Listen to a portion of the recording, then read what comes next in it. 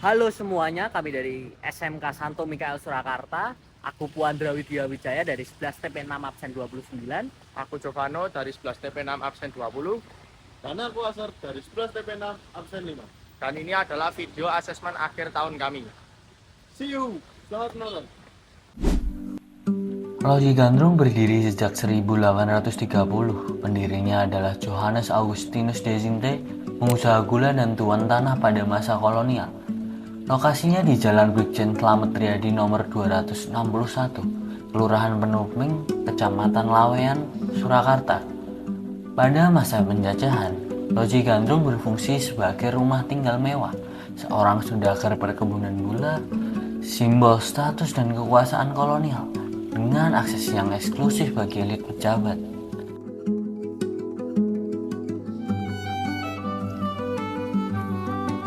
Kini Loji Gandrung beralih fungsi menjadi rumah dinas Wali Kota Surakarta, sekaligus ikon cagar budaya.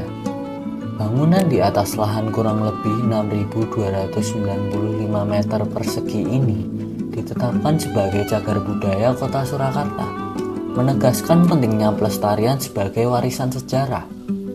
Loji Gandrung bukan sekedar bangunan tua, ia ruang pertemuan dua dunia, arsitektur kolonial yang megah, berpadu jiwa budaya Jawa yang halus. Di sini kita menemukan harmoni, alkulturasi yang saling menguatkan, transformasi dari eksklusif menjadi inklusif, melahirkan dampak sosial, yaitu ruang edukasi, diplomasi budaya, dan kebanggaan lokal.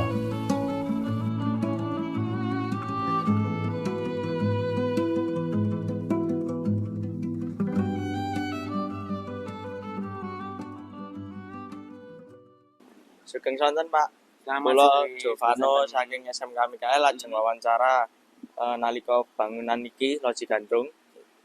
Napa sampean mangertos bangunan iki peninggalan zaman Walandi lan sakniki dados bangunan Wali Kota Surakarta.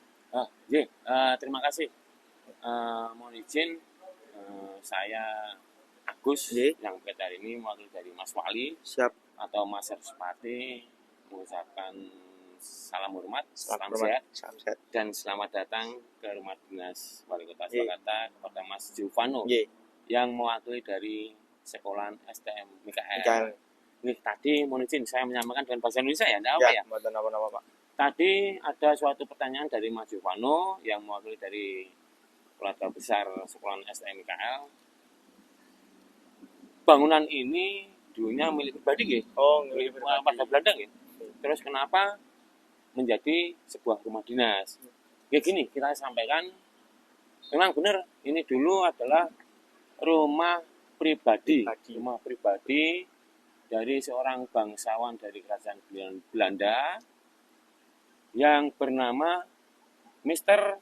Johannes Augustinus Desente. Nah, terus tadi kita menjawab pertanyaan dari Mas Jovano yang mewakili dari STMK kan. Nggih. Kenapa kok beralih fungsi menjadi rumah dinas wali kota? Nah, karena dulu setelah Indonesia dikomandangkan kan, Nggih. diproklamirkan pada tanggal 17 Agustus 1945 ada maklumat dari pemerintah Indonesia bahwa seluruh bangunan peninggalan bangsa imperial atau kolonial dari bangsa Belanda, Jepang, Portugis ataupun Spanyol otomatis jadi hak milik. Nah, setelah itu dipergunakan untuk markas militer. Nggih. Nah, nanti kalau ada suatu pertanyaan siapa saja tokoh-tokohnya, nanti kalau ada pertanyaan bisa kita jawab. Siap. Tapi kita menjawabnya ke rumah kediaman. Nah, setelah menjadi markas militer, setelah itu menjadi suatu aset pemerintah Kota Surakarta, terus dijadikan sebagai rumah dinas kepala daerah Wali Kota Surakarta. Dari yang pertama Bapak Sindu, terus Bapak Ramelan, termasuk Bapak Insinyur Jokowi, terus Mas Gibran, terus Bapak FX Aldi Rudiatmo, terakhir Mas Respati Ardi ini. Nah, itu Mas Jovano yang mewakili dari teman-teman STMKL dari pertanyaan rumah bangsaan Belanda menjadi aset pemerintah Kota Surakarta dan dijadikan menjadi rumah dinas kepala daerah. Nah, itu jawaban dari saya. Ini mohon maaf, walaupun tadi pertanyaan menggunakan bahasa Jawa, tapi ini saya memakai Mboten napa-napa, jawabannya pakai bahasa Indonesia. Mboten Nah, napa-napa, mboten nggih. napa-napa, nggih. Mboten napa-napa. Oke, siap. Siap, matur nuwun, Pak. Siap, nggih, matur suwun. Terima kasih. Siswa saking SMK Mikael. Nggih, kersane ajeng napa? Ya, kula badhe pirsa setunggalipun pertanyaan, Pak. Nggih. Miturut panjenengan, wontenipun loji gandrung menika menehi manfaat kangge lingkungan ing sekitar niki mboten nggih, Pak? Sak mangertos kula niku nggih kagem wisatawan luar daerah nih Mas. Angger ana bis ini mesti mampir niku. Diye foto-foto tok napa nonton-nonton kahanan iki lho. Oh nggih, menika nggih, Pak. Matur suwun, Pak. Nggih, kita menehi jawaban sampun menehi jawaban lan wekdalipun menika. Nggih, matur suwun, Pak.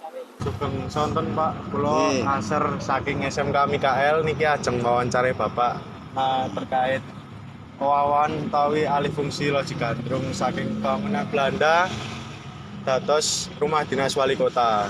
Dan itu pertama nggih dari bangunan peninggalan Belanda itu kan Nggih. ada peninggalan yang namanya museum itu Gatot Subroto itu. Oh nggih. Nah itu kan menandakan bagi menguri-uri budaya ciri khas Solo kan masih ada. Oh nggih. Terutama itu peninggalan dari zaman Belanda termasuk ada patung Gatot Subroto itu. Nggih.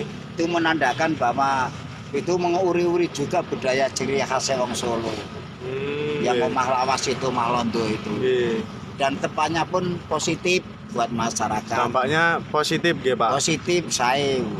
Kangge Oke. napa-napa sae. Oh nggih. Iki namung niku.